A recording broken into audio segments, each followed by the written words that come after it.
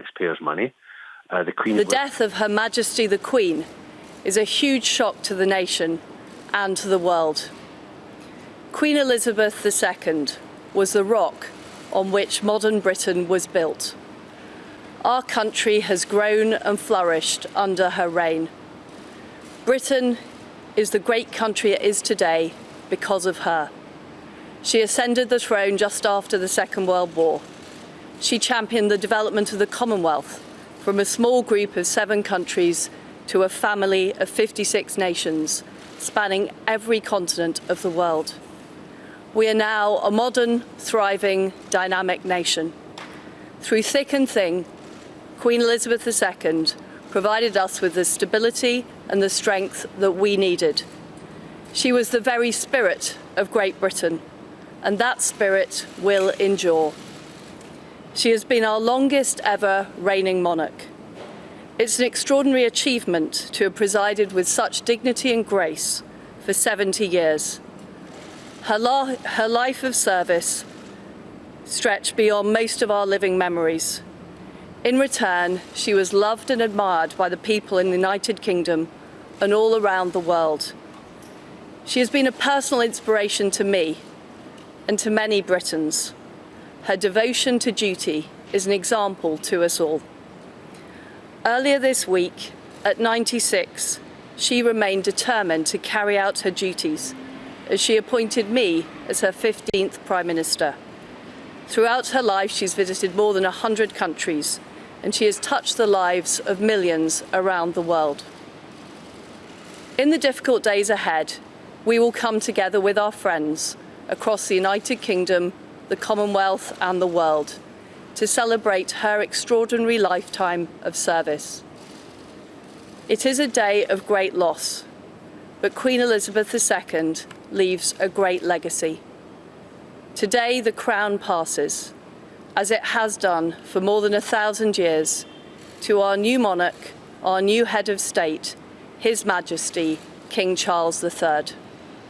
With the King's family, we mourn the loss of his mother, and as we mourn, we must come together as a people to support him, to help him bear the awesome responsibility that he now carries for us all.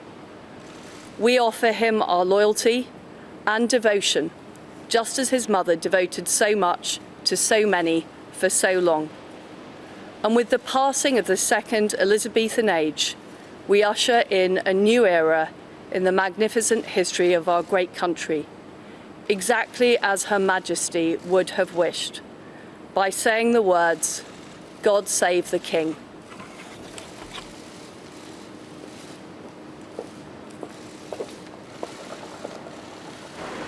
All right, there was a live statement. Liz Truss will be the UK Prime Minister, and we have a statement coming in.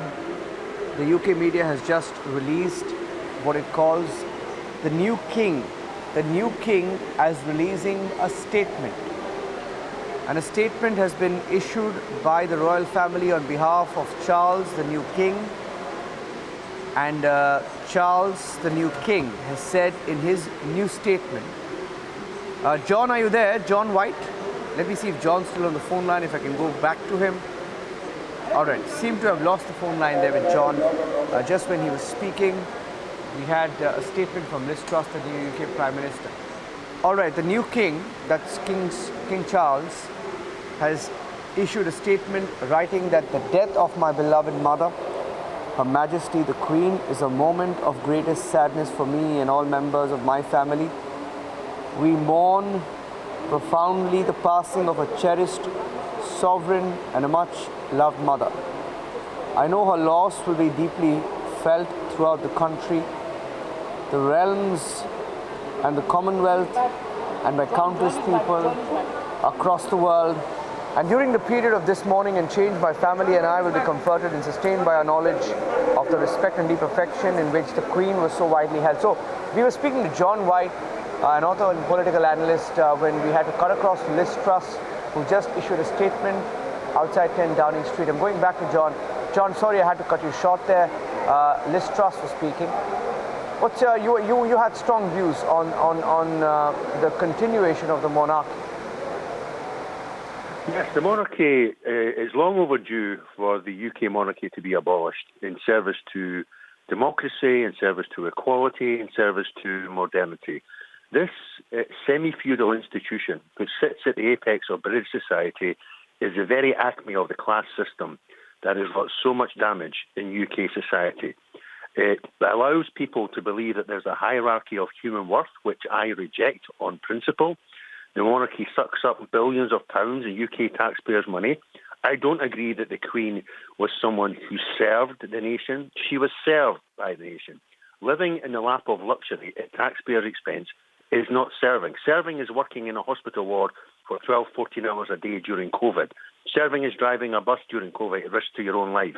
I believe that it's long time past that the monarchy should be abolished. And I think there's a growing appetite for that. The Queen was loved, don't get me wrong, the Queen was revered, but I don't think anybody will have the same respect for Prince Charles, her successor.